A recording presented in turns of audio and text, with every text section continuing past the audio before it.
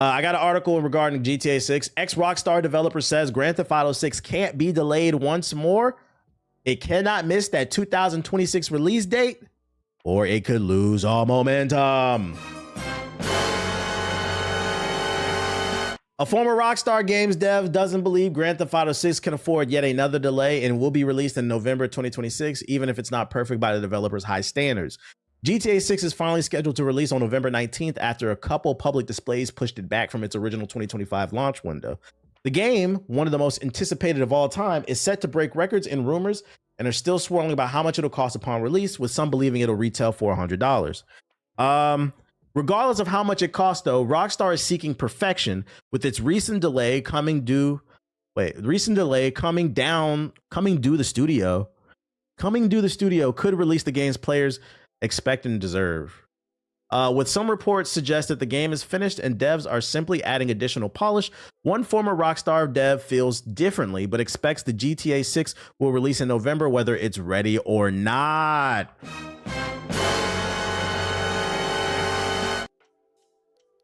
I ain't gonna hold you. If it's like in a broken state right now, they should not release it. That would be a publicity disaster.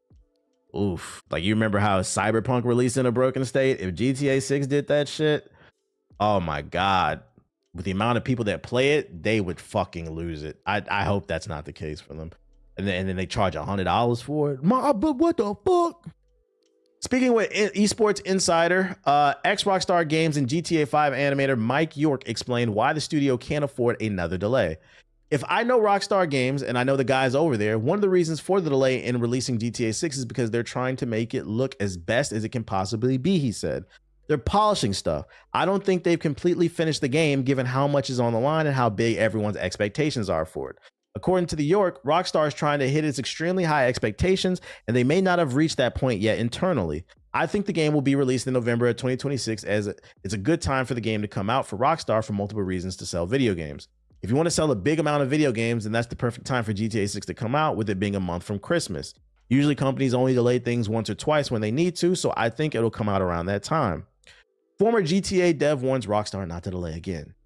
Fans, however, become weary of more delays. Recent firings at the studios have caused a series of controversies, and one developer spoke anonymously, claiming that there are fears that the dismissals will affect us in making our project deadlines, pointing to the possibility of more delays. York is unconvinced that 6 will be delayed more, and fans will be cruising around Vice City as Jason and Lucia in no time. We've been waiting so long for GTA 6 already that if there was another delay, people will probably stop caring about its release anymore, York warned. I disagree with that, respectfully. If GTA 6 gets delayed again, all it's gonna happen, because like the thing they gotta understand is, for the people who are excited about Grand Theft Auto 6, there are people out there. There's a lot of PS4 niggas that swear. And don't lie, I've seen this on social media. There are a lot of PS4 niggas on social media right now that are claiming they will finally get a job when GTA 6 comes out so they can buy a PS5. There are people waiting to upgrade their PC, their PS5, their Xbox to get GTA 6. There are millions upon millions of gamers waiting for this game. So I don't think that they would not be interested in it if it got delayed again. What I think will happen is they could become disenchanted and not believe it'll ever come out. But the day it does come out, oh, they're going to play it, because this is an abusive relationship. Like, they can yap all they want, but we're talking about a community that's excited to potentially pay $100. I can sit here and explain group economics all day and long, but Grand Theft Auto fans don't give a fuck. They don't care what you do affects one another. They don't care that games could potentially become expensive, more expensive overall. They just want to hop on the T Grizzly server and drop their mixtape. So respectfully, I disagree. I think what will happen is they'll become disenchanted if it gets delayed again. They'll be like, man, this shit ain't never coming out. But when it finally gets a release date, they'll be, oh my God, it's finally coming. Oh, they'll be there. They'll be there. They'll fucking be there. Trust me. But yeah, that's my take on that one. But hold on, it's really gonna be 100. No, that's the rumors. And it doesn't help that the CEO also said that we're looking at other pricing models. We believe we add a lot of value with this game to gamers. He's hinting at, the rumor is there's $100, but there's no guarantee that. I think at bare minimum, the most accurate way to portray this story is don't be surprised if it's at least 80. Because the CEO has confirmed they are considering different price points, but there's no guarantee it'll be 100. I'd say more so don't be surprised if it's 80 to 90, and don't be surprised if it's upwards of 100. I think best case scenario, the base game is $70 and the deluxe version with extra content is 100. I'm late, but I knew you was gonna talk about that AI bullshit article about Expedition 33. It's crazy because I feel like everybody was talking about it all this weekend. By the end of this week, nobody will even be talking about that Expedition 33 or the Indie Awards. I could see them upcharging the promised multiplayer, maybe like early access on the queue on the servers or something like that. In sad news, today we lost a legend. Vince Zampella, video game developer behind Call of Duty, killed in a Ferrari crash. Video game developer Vince Zampella, whose studios have created several of the world's best-selling games, was killed Sunday afternoon in a Ferrari crash on Southern California's Angeles Crest Highway, NBC4 investigators learned. Zampella, an acclaimed figure in the video game industry, is head of the Respawn Entertainment. The prolific designer is the former CEO of video game developer Infinity Ward, the studio behind Call of Duty. The single car crash was reported at about 12:45 p.m. on the scenic route of North Los Angeles and the San Gabriel Mountains. The southbound Ferrari veered off the road just after exiting a tunnel, hit a concrete barrier, and a passenger was ejected, the California Highway Patrol said. The driver, Zampella, was trapped in the ensuing car fire. God damn. He died at the scene and the passenger died at the hospital, authorities told NBC4. Details about the passenger's identity were not immediately available. Details about what led to the crash off the winding forest road overlooking Los Angeles and San Gabriel Valley were also not immediately available. A witness provided video of the crash involving a 2026 Ferrari to authorities that shows the red car slamming into the... I saw the video on Twitter. I didn't know if that was AI or not, but it looked bad. If I had to take a wild guess, because I live in LA, they were probably, because it's a Ferrari, they were probably going too fast. So I'm not gonna hold you. Like, LA is a tough place to drive, not just because of the traffic, but like LA is full of really sharp winding roads. I haven't been to this area, but if they were, a lot of those mountains, if it was a winding road and they were in a Ferrari, I guarantee you they were probably going fast and they hit a corner and they weren't able to control the car and it might have like spun out or something like that, which is unfortunate. It hasn't been raining. It's supposed to rain really bad. It hasn't hit it here yet, but starting tomorrow, I think it's supposed to hit hard. Yeah, that area has a lot of hairpins. Okay, so yeah. I'm like, I hate driving in Beverly Hills, bro. I've been through there a few times. The road, it's terrible, man. Like, you have to drive really slow. And it sucks too, because there's a lot of aggressive drivers. Well, RIP to Vince, man. If you don't know who Vince Zampella is, it has been foggy too. It's just been bad conditions. If you're not familiar with Vince is, in my opinion, he's one of the GOATs. I've been said Respawn should probably go on the Mount Rushmore of like modern game developers. They're responsible for... Vince is the brainchild behind Medal of Honor, Call of Duty, Titanfall, Apex. A lot of people don't know, but he's also the reason why Battlefield 6 is so good, because after Battlefield 2042 or whatever that bullshit was, EA brought him in to fix the shooting mechanics, and that's why Battlefield 6 feels so good. He also brought us Jedi Fallen Order and Jedi Survivor. This man has a crazy resume. He's one of my favorite. When I couldn't believe this shit. You said Titanfall? Yeah. I was like, damn. And I'm not going to hold you. Like, if I'm EA, I'm sweating right now, especially after they just sold to that Saudi firm. One of your golden childs, the brainchild behind a lot of your most successful franchises, is gone. Prayers to the family. RIP to him.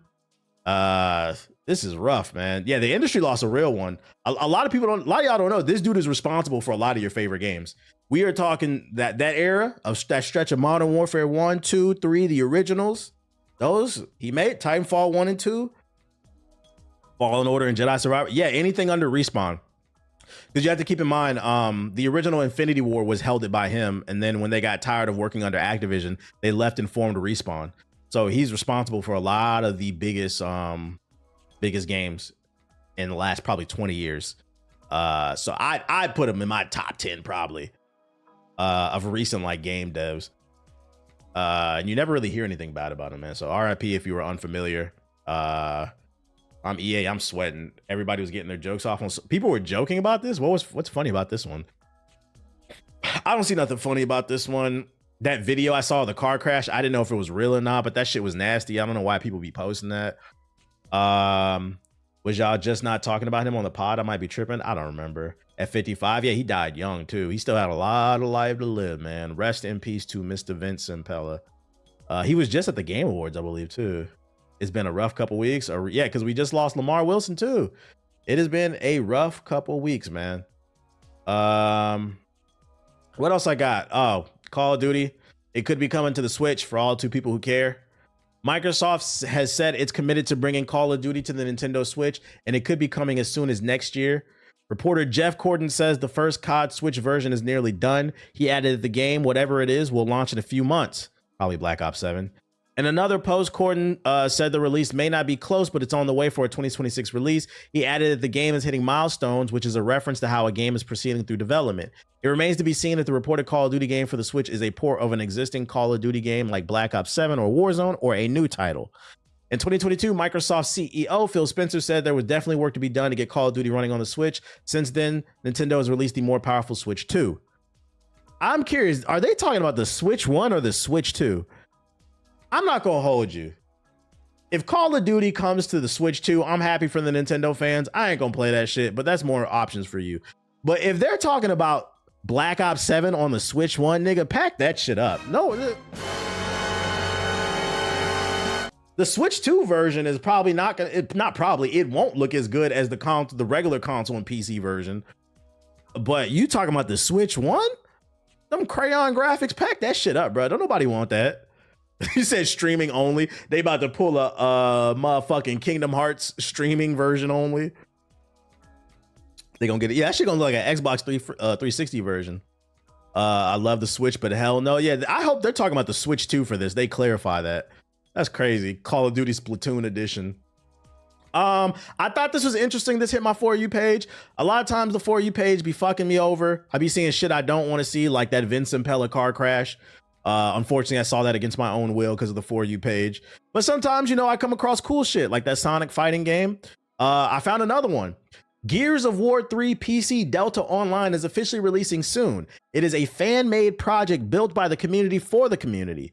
And this is great news because Microsoft just released a remake of a remake for that for Gears of War, and that shit was ass. It was laggy, the hit detection was terrible, but fans are taking it upon themselves to make 100 plus playable characters across the franchise, 100 weapon skins per starting weapon, 60 plus versus multiplayer and horde maps, including 10 2v2 maps, PC ultra-wide support, and an increased amount of customization options. There's classic horde, horde frenzy, and horde rebirth, squad deathmatch, 2v2 nashers included. Stay tuned. They got a trailer for this shit. Let me see if they got this on YouTube, a higher quality version. Yeah,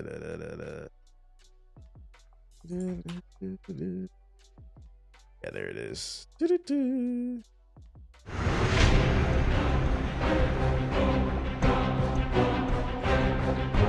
Gears 3 was the best in my opinion. I liked Gears 3, but I feel like I have, now that I played the remake, I feel like I have the most nostalgia for Gears 1. But after playing that remake, I don't know if that was a bad remake or not, but I'm starting to lean towards, I think Gears 2 was actually mechanically the best in the series. Gears 3 was good, but it was a lot of bullshit in there. It was still a good game, but that's when they started introducing a lot more bullshit. But I feel like Gears 2 has probably had a nice balance between the two.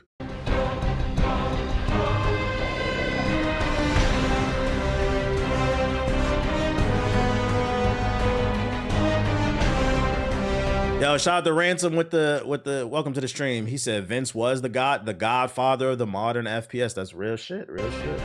RIP.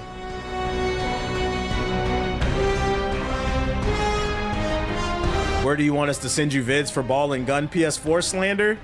It depends on what the video is. Is it that video of the dude with the locks that I responded to like a week ago? Because like 20 people sent me that video.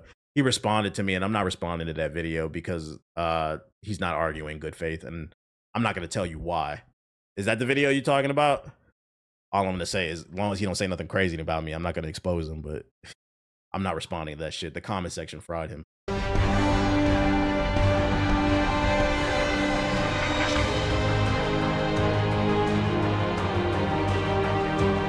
You said yes. Yeah, I'm not responding to that video. I saw that one. If you see the comment section, the whole comment section is telling him his opinion was trash. There's no reason to respond to that shit.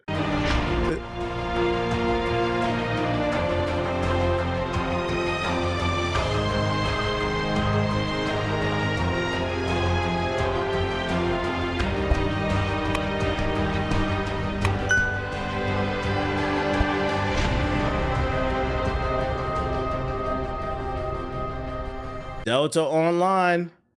Let me see. How do you play this shit? Welcome back to Gears of War 3. Today we're going to be sharing Gears of War Delta Online, a fan-made project. Blah, blah, blah, blah. Warning, disclaimer, this video is made for entertainment documentary purposes only. This is not an actual remaster, wink, wink, wink. This is an unofficial fan-made project version that is not endorsed by or affiliated with Microsoft, who own the IP rights and can cease and desist the sharing or distribution of Gears 3 PC Delta Online at any time. There is no download link available. Wink, wink, wink. Translation, allegedly. When it's done, they'll drop the link. But right now, this is just a trailer. It's not... This is not something you could play. It's just a concept, guys. They're actually smart for doing that. That's fucking funny. Oh shit! I've been subbed on Twitch for months, but YouTube Premium been holding me down. Hey, wherever you like it, bro. It's all good. It's all good. You know, ball. That's fucking funny. If we ever find a download link, I'll let y'all know. Allegedly. Other news. Why don't I hear my shit, bro? What the fuck? I don't hear shit. Oh, I wasn't playing. That's why I'm an idiot. They're gonna have 48 hours of playtime before the nuke. Nah, because once the link gets online, it's there forever. That's why you should never announce it unless it's done. Have you seen the Time Splitters project? I did. It looked okay. Hogwarts Legacy 2 could feature online multiplayer. A new job listing suggests that developers could be working on a proper online multiplayer infrastructure for Hogwarts Legacy 2. Details about Hogwarts Legacy's highly anticipated sequel have been scarce, but the only thing we know is that the game is in production. With the amount of success Hogwarts Legacy has witnessed, it could be foolish not to provide it with a sequel. Additionally, with a new game, developers can add features the original game didn't have, and it seems exactly what they're doing with the online multiplayer. Spotted by Game Rant, the suggestion that Hogwarts Legacy 2 could feature online multiplayer comes from a new job listing for a senior software engineer at Avalanche Studios. The listing states that they will be welcoming an employee to the team behind the blockbuster open world action RPG Hogwarts Legacy. Additionally, the job description section states that the developer will be working on an online multiplayer RPG. So it all, but we already knew it was coming, but this does not confirm that. Understand, this does not confirm that Hogwarts Legacy 2 will have multiplayer. But what this does confirm is it's on the whiteboard. Because keep in mind, ideas can get cut if they don't have enough resources or enough time to do it. But at bare minimum, what we know from this article, they want to do multiplayer, which I say. You said job. Be careful with that word. PS4 niggas, it ships job.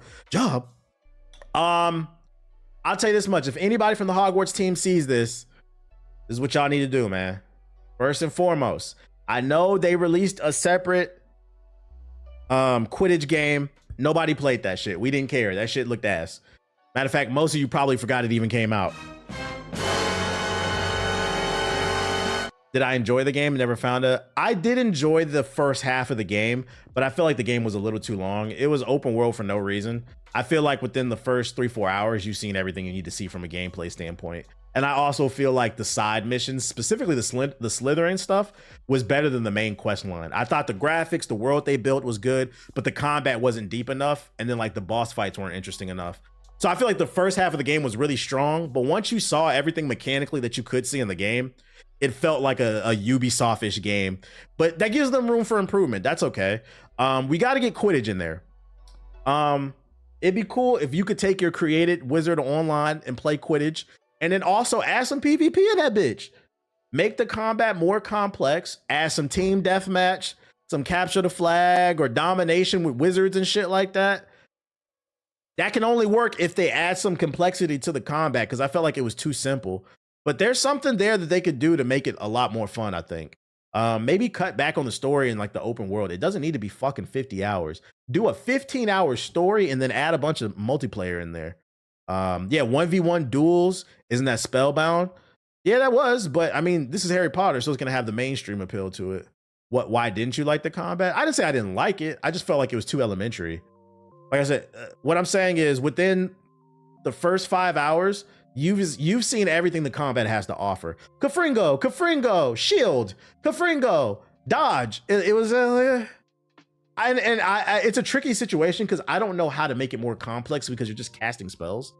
But that's not my problem to solve. Spellbound made it interesting somehow. So yeah, the combat had no depth to it. So once you filled out the skill tree with your ability, it was pretty simple. It had a combo and prime system like Mass Effect. It was nowhere. Hey nigga, don't do that. It was nowhere near good as Mass Effect. It was nowhere near good as Mass. I see where you're going with that. You're not wrong, but it wasn't that good, nigga. Cut it out. Cut it the fuck out, bruh. The world building was better than the gameplay. I agree. I think that was the best thing about the game. The world building was really good in it. The game, yeah, put the Nemesis system in that bitch, especially because it's Warner Bros. Netflix. Free the Nemesis system. Free the Nemesis system, please. Imagine having Harry Potter Quidditch with the Nemesis system. Come on, bruh. Warner Bros. Free the Nemesis. Free the Nemesis. Give it that fucking Wonder Woman game, bro.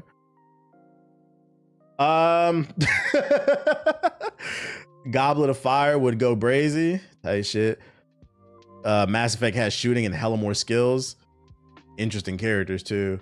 And then last but not least for this batch of articles, y'all know I've been talking about this anime Gachakuchi, Kuda Katakuchi, whatever, about the fighting the trash monsters. I caught up on the show, and funny enough, during Jump Fest this past weekend, they announced a video game. And ladies and gentlemen, it's not a 3D arena fighter like fucking Naruto Ultimate Ninja Storm. So Gachakuchi, the game was announced for PS5, Xbox Series, and PC. Com2uS has announced Gachakuchi the game, a survival action RPG based on the anime Gachakuchi. It will be available for PS5, Xbox Series, and PC. A release date was not announced. Gachakuchi is a powerful series that blends explosive action with deep philosophical messages.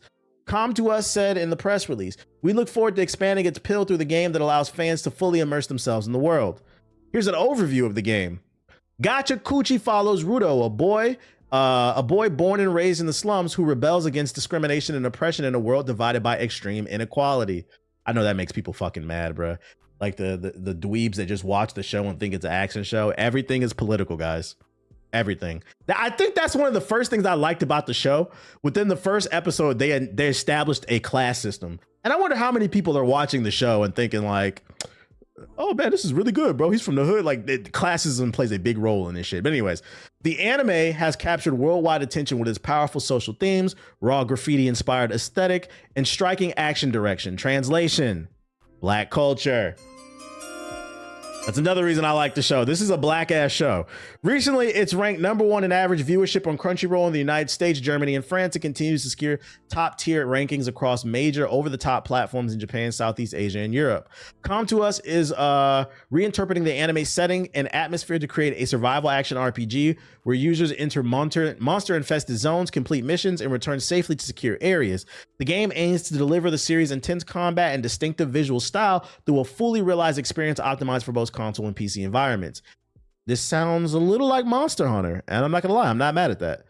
I think that's actually perfect, doing raids against big, because if you haven't seen the anime, so the main character Rudo, he's basically he lived on a floating spear, and you had the rich side of town and then you had the slums. He did something that got him kicked off the spear, and then you find out when he lands that there's a world below the floating spear, and it's all just trash. And the rich people are basically polluting this show is actually fire. The rich people are polluting the earth basically, and it fucks up the earth. So then he has to live on this polluted earth or whatever. I think it's earth. I don't know what the fuck it is.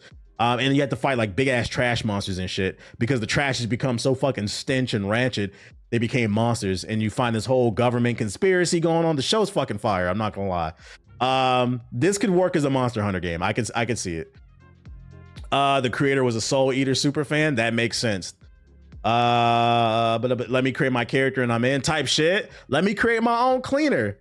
The game is planned for release on PS5, Xbox Series, and PC via Steam, featuring cel-shaded visuals, stylish character art, and a unique narrative that captures the essence of the original anime, allowing fans to experience it firsthand. Meanwhile, Come to Us continues to collaborate closely with Kodansha, participating in multiple anime productions. Yeah, I don't care about none of that shit. Let's look at the trailer. Where you watch the series, it's on Crunchyroll. Can't miss it. The only reason I know about the show, Crunchyroll kept recommending it to me, and it had a 4.9 out of 5. I watched it a couple weeks ago and I was instantly hooked. And now I'm actually caught up. I'm like on episode like 22 or 23 or something like that. Let's see. That's the Java. Yeah, it's not an arena fighter. Man, why this shit ashy?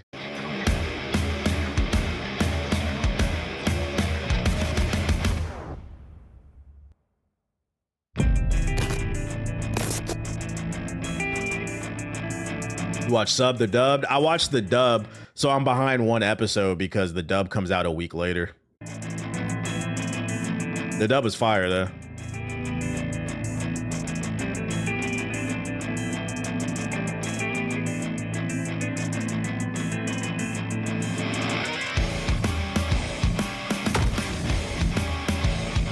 Shout out to Engine.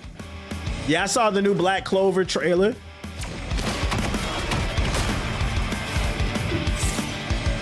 A bad bitch with scissors. That's me. Yeah, I'm getting Monster Hunter vibes from this.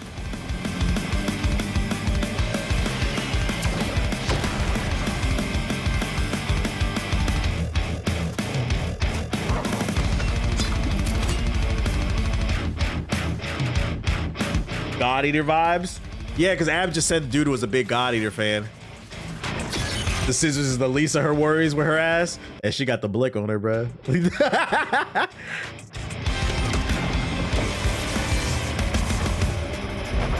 I feel like this show is so fire. Not only has it got a good plot, fucking, it's got politics all in that bitch. I feel like it low-key has a good message that I wonder if it's going over people's heads about like, yo, we got to treat the world better, bro. I feel like there's a message there that goes over people's heads. Yeah, great characters. The great cleanup begins. I actually, this might be the first manga that I pick up because I kind of want to read ahead. Yeah, anti-overconsumption type shit. Is there I'm not familiar with them. What have they made? Let's look them up real quick. Let's see, search Come to Us. No PS4. Thank God, bro. Thank God. I was gonna read this, but the week I was gonna buy it, the anime dropped, so I said I'll just watch it. I might check my comic book store and see if they have the manga for this shit. What have they made? MLB 9. Oh my God. Oh, I've been watching this anime too. Togen Aki.